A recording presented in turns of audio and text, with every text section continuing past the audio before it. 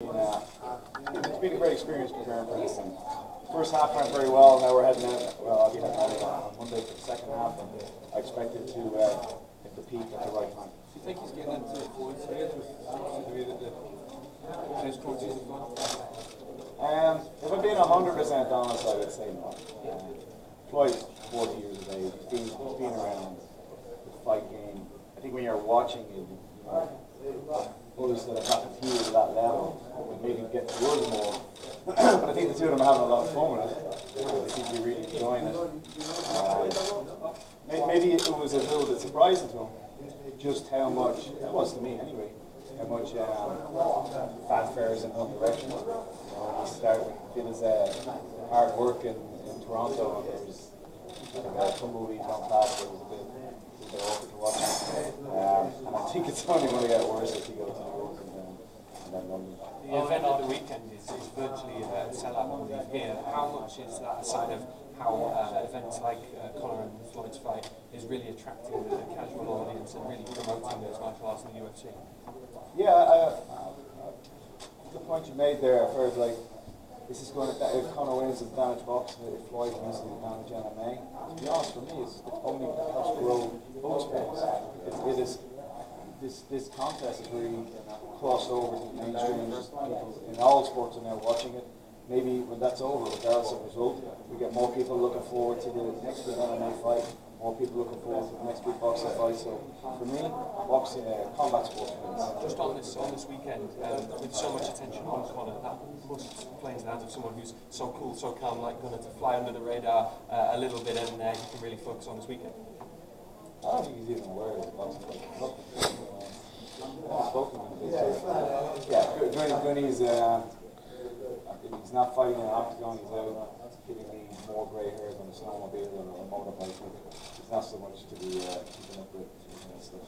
All the boys are with Conor are really hard. Are you a little disappointed that you're not kind of with the gang as they kind of go through all the shenanigans of this press tour? 100%. That's not really. You're kind of. It looks more glamorous than it is being rushed from one airport to the hotel to the venue. You're just kind of getting settled in one, and you're packing the suitcase and you're on to the next one. So it's kind of fun that I get to do my day, which I enjoy doing, which is being in the gym and being here getting the guys ready. And then at night time before bed, I get to watch a little bit of entertainment on YouTube. And so I'm getting, I think, the best part of it. What's the roadmap for the rest of this training camp in terms of geography, location, and will you still be bringing in 40 to 500? Yep, as far as I know, he's still coming in. So this week, we made it fit into Conor's training schedule, but this week was his rest week. So he's not supposed to be doing much. Even the activity of walking around venues and stuff is enough. And then on Monday we start again. We have a 4-week cycle of hard training, with a lot of sparring, and then a 2-week taper just to get make the weight and let everything heal up. And then go in and do what we're going to say we can't do again. And we'll be in Las Vegas, LA, where we got to be? Vegas, the hope. You hit obviously for Gunnar Nelson. And Charlie Wood. And we did obviously express your extent to having faced Wonderboy, so obviously Wonderboy Thompson, but obviously he's injured at the moment. Did you kind of say something that maybe wait for a higher ranked opponent, or did you just say to get back in? Yeah, I think Gunnar is best when he's active because there's less snowmobiling then. But yeah, I mean, it's a little bit disappointing if I'm being 100% honest. I thought he did very well in his last two, and it would have been nice for one of the top 10 guys to answer the phone, but they didn't want to. For some reason, it seemed to be headlining an event in Europe was not appealing enough to them. Fair play after his opponent who did. It's a great contest. Stylistically, I'm actually very interested in this one because that's got great takedown defense, very busy, very fit. It's going to be a great challenge for Gunny, But at the end of the day, Gunny's a fighter. That's how he makes his money. So what's he going to do? Sit around and play games all day long? No, he's a fighter. Yeah, I know. He does like that game. But get in there, stay busy, stay active, and then hopefully get a good win on Sunday night. And then one of those guys in the top 10, maybe who's not washing their hair next time, that we give them a shout, and we can work our way towards that title fight. Gunny did tell us that he spent the entire camp in Iceland, and that's where he believes he'll be spending the rest of his time training. So as a head coach based in Dublin, how did that relationship work? Yeah, I sent over some of my top guys like Peter Queally, Ultimate Fighter, and I get the sparring rounds recorded and sent back to me, and get feedback that way. But yeah, Gunny is a very unusual athlete in that the vast majority of his training has been against, even his jiu-jitsu is rolling with whites and blue belts, the purple belt, and he's gone on to become one of the best ground fighters in mixed martial arts. So one of the big thing I talk about my own fighters is accepting responsibility for your own training. So I don't have to be there when he's just in his arm or in cold water on him to get him out of bed. He's self-motivated.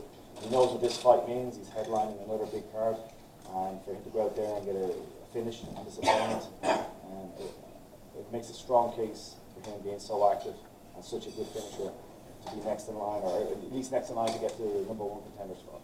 One more question on Conor and Floyd. Conor hasn't really gone there with Floyd yet with regards to his domestic violence past. You had a dig at him for that on social media yesterday on Twitter. Do you think it's all fair play when it comes to back and forth in the fight game? And do you think Conor will go there in the next couple of press conferences? We don't. Neither Conor or I discuss that type of thing, tactics. So I have no idea. I probably would doubt it, but he would. He's just more interested in getting into talking about Floyd himself. They seem to have their own little sparring matches going on, verbal sparring matches going on. And if Conor's a black belt at that, I give myself a little level of blue belt in it. So I'll let Conor do what he does. For me, I just find it bizarre that I say a fact and it gets calls like that's what he's being charged with. Not once. It's like if someone calls me a dog once, I won't speak to them again. If I call the dog 10 times, I'll go and buy a count. And what are you expecting for today's press conference? Because yesterday was like such a high. Do you feel that it can go higher than that, basically? Yeah, I think it will. I expect even a bigger response this time. Conor got a little bit sidetracked, caught sideways in the first one. With those guys switching off mics and putting them on stage for 10 minutes before Floyd came out. It was a learning. It was kind of win or learn. It was a learning experience for him. And then look what he did 24 hours later. He owned the whole thing. And that to me is just a sign of him getting into the swing of it. So today the warm-up rounds are over.